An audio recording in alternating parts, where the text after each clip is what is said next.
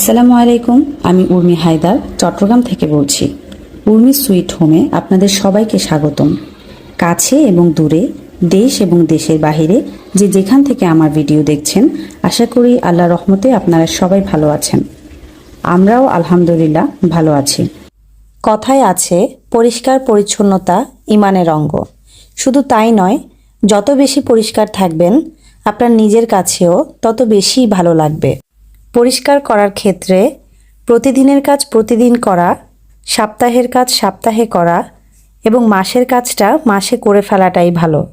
যেমন প্রতিদিন ঘর পরিষ্কারের কাজ আমরা সবাই প্রতিদিনই করে থাকি এবং সপ্তাহে আমরা যে কাজগুলো করি, ওয়াশরুম ক্লিন করা, ফ্যান পরিষ্কার করা, এসব কাজগুলো আমরা সপ্তাহে একবার করে থাকি।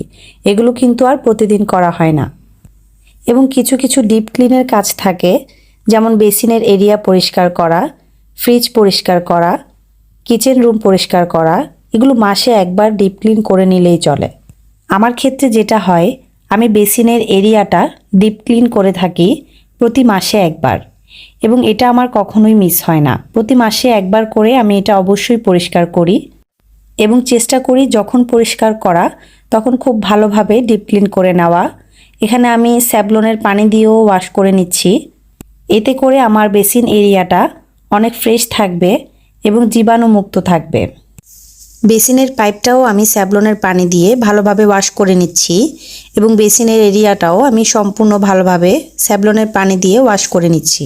শুধু তাই নয়, বেসিনের নিচের এরিয়াতে আমি ভালোভাবে পরিষ্কার করে নিচ্ছি এবং বেসিনের যে স্ট্যান্ডটা রয়েছে সেটাও আমি ভালোভাবে পরিষ্কার করে নিচ্ছি। ভালোভাবে পরিষ্কার করে নেওয়ার পর আমি এখানে পানি দিয়ে দিয়েছি আর এখানে স্ট্যান্ডটা দিয়ে আমি পানিগুলো টেনে নিচ্ছি যাতে করে খুব দ্রুত এটা শুকিয়ে যায়, শুকানোর জন্য অপেক্ষা করতে না হয়।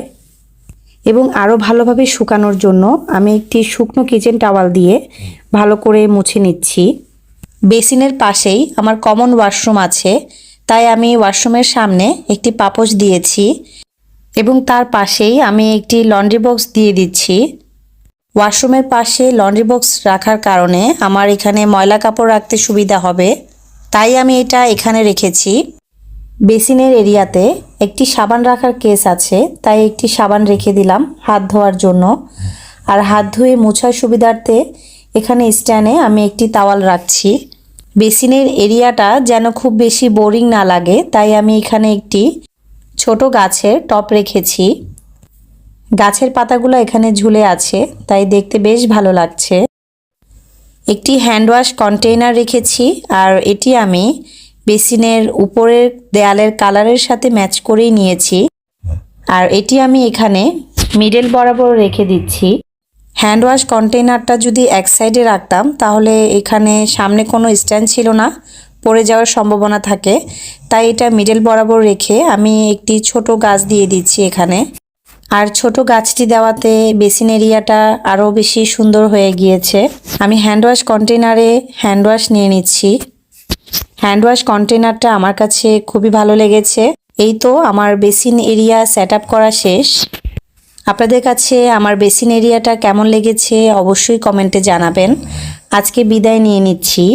সবাই ভালো থাকবেন, সুস্থ থাকবেন। আল্লাহ হাফেজ। আসসালামু আলাইকুম।